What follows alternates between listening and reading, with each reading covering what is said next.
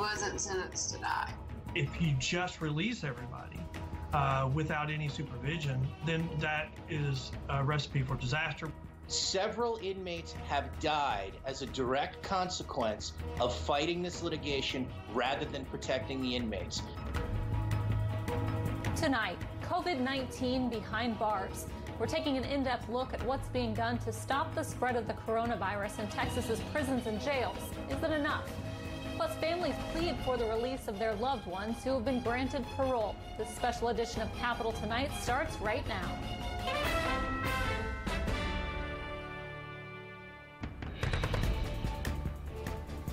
Thanks for joining us here on Capital Tonight. I'm Karina Kling. Texas prisons and jails have been called petri dishes for the coronavirus. The number of cases continues to rise and steps are being taken to try to reduce the spread. But as we take a look at what's happening in those facilities, it's important to look at the overall case count first. In Texas today, state officials reported the largest daily increase in both cases and deaths. 58 new deaths is about a 5% increase from yesterday, while the more than 1,400 new cases is an increase of about 3%. These record tallies come as testing has increased across the state. Texas prisons have been a hotspot for cases where nearly 1,800 state prisoners have tested positive for COVID-19. While the number might seem small in comparison, it's a much higher infection rate than the rest of the Texas population. Throughout the pandemic, there have been calls to reduce the prison population in order to mitigate the spread. That includes pushing for expedited releases for inmates who have been granted parole. But as Arena Diamante explains, that does not seem to be likely anytime soon.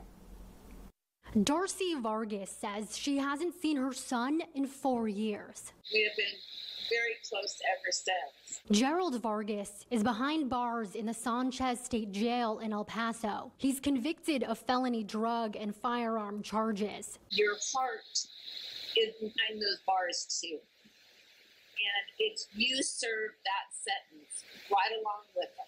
Darcy had hoped to see him this summer. Her son was approved for parole. But first, he has to complete a 6-month pre-release program. As far as Darcy knows, it hasn't started yet. Nobody knew about this stupid virus, but now they're making them wait longer to be out. I mean, he could have been almost done with his program by now. Sanchez State Jail has 34 confirmed COVID-19 cases as of May 14th. Sanchez is one of 38 Texas prison facilities with confirmed cases. 1,798 offenders have tested positive for the coronavirus. 30 have died. 697 prison employees have contracted the disease. 7 have died. Seeing the numbers rattles Casey Phillips, whose husband Justin was denied parole in March. He's incarcerated for drug charges at the Estelle unit in Huntsville, where there's been 85 confirmed coronavirus cases among offenders. It's one of 40 units on lockdown. I think the worst part is knowing that there's a possibility that I'll never see my husband again. There's a possibility I might not ever talk to him again. Casey is part of a coalition of organizations calling on state leaders to release parole-eligible prisoners amid the COVID-19 pandemic in order to reduce the prison population. People do change, so they deserve the same amount of care that we get out here. They're human beings. They're all human beings. We should all be treated the same regardless if we're on the inside or not. Some activists believe rehabilitative programming can be done within the community, but a spokesperson with the Texas Department of Criminal Justice says such a move requires a change to state law. Officials say COVID-19 has not stopped the parole review process, and programming continues, which they believe addresses the recidivism rate. Well, it's in everybody's best interest to continue all of that pre-release, pre-parole programming throughout our system, so we really haven't stopped anything. Prison officials say pre-release programming in some cases can take months to begin. We're doing our best to keep those programs and programming moving forward as quickly as it always has. So as parole-eligible prisoners wait under lockdown, their family members know the coronavirus won't. He wasn't sentenced to die. For Darcy Vargas, not a day goes by she isn't thinking or lately worrying about her son. You kind of put your life on hold until he's home. As these prisoners continue serving time, their families believe it's a race against the coronavirus. Rena Diamante, Capital Tonight. As mentioned, Texas has been ramping up testing in the infected prison system, and we're now getting a glimpse at what it's costing to do so. The Texas Division of Emergency Management paid $45 million for 300,000 rapid tests to largely be used in prisons. The price per test is about 3 times as high as those listed by Medicare for other commercial tests. The new tests are being self-administered and will be processed at a lab that is privately owned by the company. TDCJ says more than 5,000 rapid tests have been performed so far by 12 strike teams. Despite the increase in testing, prisoners continue to complain about conditions inside the lockups. Older inmates at a geriatric facility have sued the prison system over its policies and practices during the pandemic. But a federal appeals court recently halted a lower court's order for the TDCJ to provide hand sanitizer and face masks for inmates at the PAC unit near College Station. The judges argued the prison agency was likely to win the appeal because it was already making efforts to contain the virus. Joining me now is one of the attorneys representing the inmates, Jeff Edwards. Jeff, thank you for being on the program. Wanted to kind of have you walk us through the Court of Appeals temporarily blocking the lower court ruling. So what's next? Where do things stand right now with this lawsuit? Well, just so that your viewers understand, the district court judge granted a temporary injunction which would require the prison system to implement a number of very necessary reforms, ranging from developing a testing plan to providing hand sanitizer for the inmates in order to protect themselves and to take steps so that they could socially distance. The Fifth Circuit granted a stay, which means they temporarily put that on hold, and we will be having oral argument on June 4th at the Fifth Circuit, and where we will try to validate what the court found. What's really important is that all of the evidence showed that the policies that were in place at the PAC unit were woefully inadequate and endangered the men at the PAC unit. And as a consequence of the decision by the department to try to put a pause on the litigation, rather than implement common sense reforms like developing a testing plan, like providing hand sanitizer to inmates, like making sure there's adequate cleaning supplies, like actually cleaning the dorms so that the COVID-19 virus would be minimized, as a direct consequence of their delay and their fighting the litigation, which is about common sense, more people have been infected and more people have died. I want to stress that.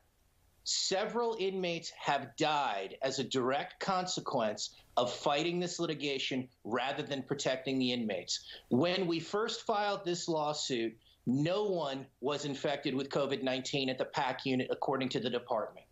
However, after we filed the lawsuit, one inmate died from COVID-19. What's been the biggest complaint about giving the hand sanitizer and just denying them the hand sanitizer, with what you're hearing from the inmates, but also just from TDCJ? Well, TDCJ's lawyers claim that there is a risk of inmates ingesting the Purell or the hand sanitizer or using it to start fires. I mean, that is a laughable position for them to take, and it was directly refuted by a former secretary of the Washington State Prison System, who said in no uncertain terms, when you have a contagious virus like this, you need to take steps and alter your strategies. The inmates themselves testified at the hearing, and they were asked directly, would you drink this hand sanitizer? Would you use it to start a fire? And they emphatically stated no. And what's significant about the idea that this is flammable is inmates are routinely, and our inmates in particular, are routinely given paper, many flammable objects. So what's happening is the TDCJ, for some reason, doesn't understand or is choosing not to give a necessary cleaning component to the men there, and as a direct consequence is continuing to endanger them. With that being said, I mean, just in terms of, we've seen some of these protocols being put in place. They're saying that they're going to be doing more testing. We're testing every inmate, doing things like sanitizing the buildings. What have you heard from inmates and kind of where things stand now that there is more testing, now that the cleaning protocols have been ramped up? Well, I want to challenge that. Now that there is testing, there is perhaps an idea that testing will begin, but it is not sufficient testing, nor is the cleaning remotely sufficient to provide the men's safety. Even today, as of yesterday, the men who were supposed to be doing janitorial service in the facilities weren't given adequate amounts of cleaner. When we first filed the lawsuit and had the injunction hearing, the men who were supposed to be cleaning weren't even provided an entire set of gloves. Rather, they were spread out between 3 inmates, 1 pair of gloves. Now, while that has changed primarily because we brought it to their attention and because of our lawsuit, what's happening now is, look, they've been sued and they've lost an injunction hearing, and they've been told, but the senior leadership is deliberately indifferent to the conditions there, to the men's lives. And so now they're starting to take what I would call half measures, and they're starting to do a better job, but by no means is it sufficient. And any suggestion by the department that on the ground they are doing an adequate job cleaning this facility is belied by the fact that following the injunction, 2 more men died and multiple others were infected by the virus. So I ask, if they really cared about the men and cared about implementing provisions rather than litigating a lawsuit, would they have the entire facility properly cleaned and disinfected? Or would they continue to utilize the same procedures that led to more men getting infected? They're asking inmates to clean and do the best they can with limited supplies. And while that's fine under normal circumstances, it's not fine when you have a contagion that you know is dangerous and that you know is potentially deadly. And again, what is important about this particular prison facility, the PAC unit, it is full of elderly and sick individuals who, if they get the virus, they are medically vulnerable and much more likely to die. I know we will continue to check in with TDCJ as this lawsuit continues. We're going to have to leave it there, but thank you so much for coming on and sharing your views. Thank you very much for alerting the Texans to this ongoing problem. Thank you. Prison inmates say the food they're receiving during the pandemic has gone from bad to worse. These photos come from inside several Texas prisons. A recent report from the Marshall Project says prisoners have been receiving cold bagged meals at sporadic times since mess halls closed. Inmates also claim the meals usually only consist of some bread and meat with no vegetables. A prison spokesman told us they've made specific efforts to make sure the meals under lockdown meet FDA standards and that they are being spot checked consistently. And still ahead on Capitol tonight, restricting jail release. We're taking a look at the ongoing battle over bail reform amid the pandemic.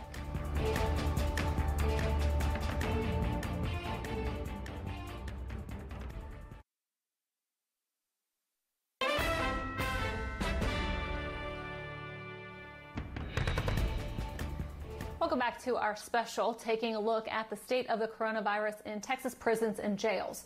We turn now to jails, where as of Wednesday night, more than 1,200 inmates had tested positive for the virus.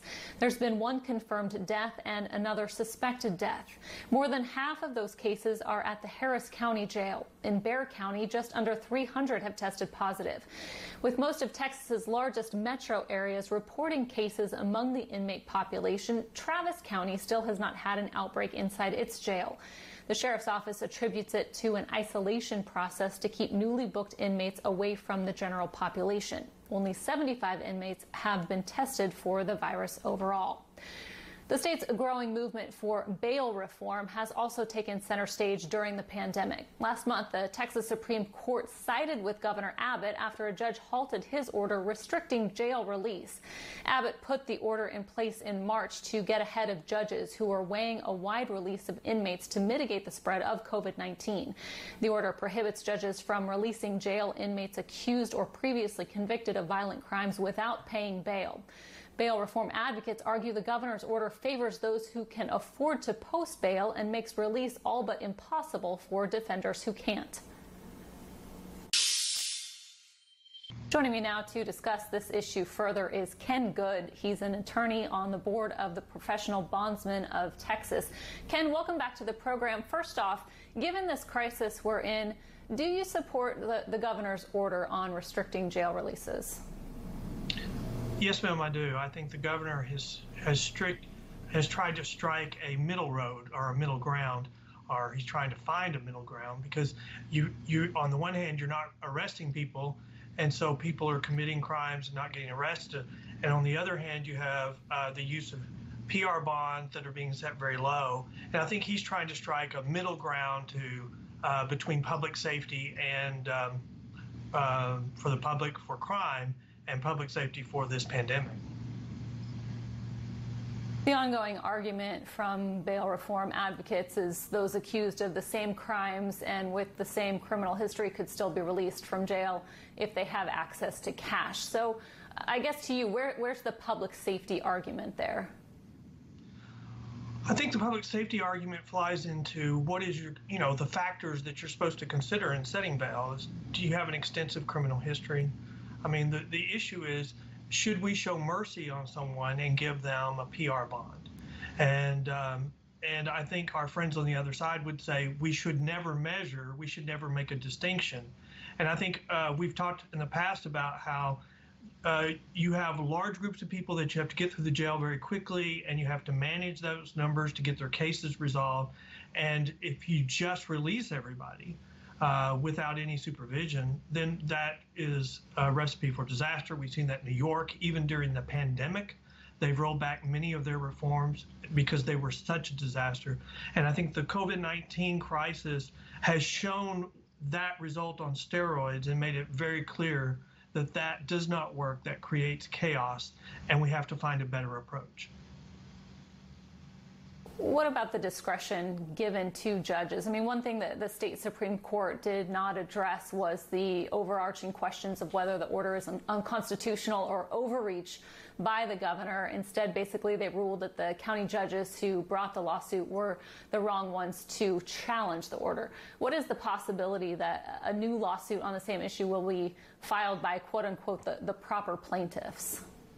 I think the chances of that are pretty low because habeas corpus was filed at the Court of Criminal Appeals, which would have been by a proper plaintiff, and it was directly addressed the issue of whether the governor had the authority for his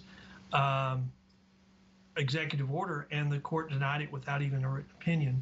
I think the order does not prevent anyone from getting out of jail. I think that is a misstatement.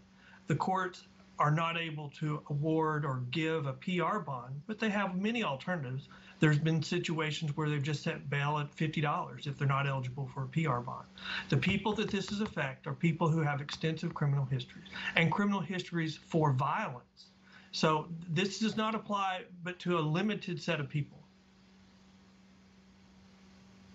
Do you think that there will be ramifications on the High Court's ruling even after the COVID-19 crisis has passed? I think that the governor's executive order shows a recipe for bail reform that could be very effective in Texas, where certain classes of people who have extensive criminal histories or have shown in the past that they're not able to, on their own, show up for court, that they should not be eligible for PR bonds after we've already given them one or two or whatever. But we just don't need situations like in California where we have the record just set for a gentleman who was arrested the 7th time during the COVID crisis. Given the current situation, you're kind of speaking to this right now, but what other ways would you suggest to deal with jail populations and the spread that we're seeing of COVID in jails? Well, I think from my standpoint, I think there are effective ways to direct people away from the jail that doesn't involve a PR bond, which creates extensive problems going forward after the crisis, because that's going to have at least a 50% failure to appear rate, which is going to cause extensive backlogs of cases, even worse than they would be. And so if a county uses a bail schedule, if they just reduce that temporarily, or if they don't have a bail schedule, temporarily set up a bail schedule and say, post a bond, and you don't even have to go into the jail system, that would be a way to direct people away from the jail. They would be better off just saying, go, we release you, go get a bond and bring it back in 3 days, and they'd be no worse situation than they are now if they don't show up. What do you think about the future of the bail industry post COVID-19 and what we're seeing, in Texas, but across the nation?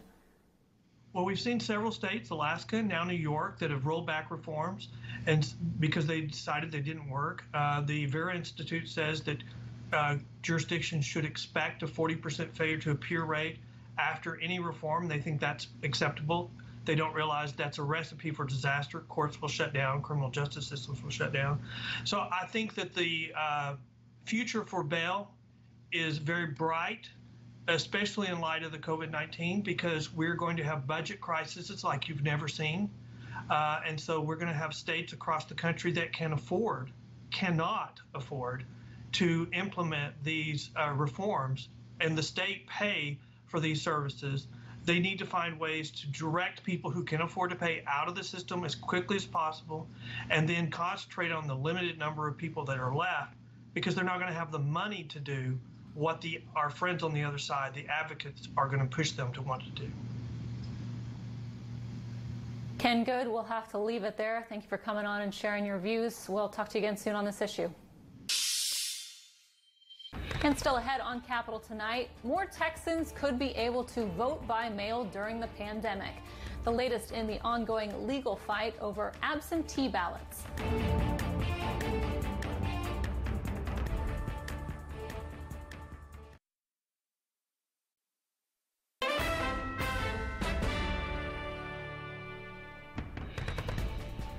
Welcome back to Capitol Tonight. An update on the latest jobless claims in the state. More than 140,000 Texans filed for unemployment last week.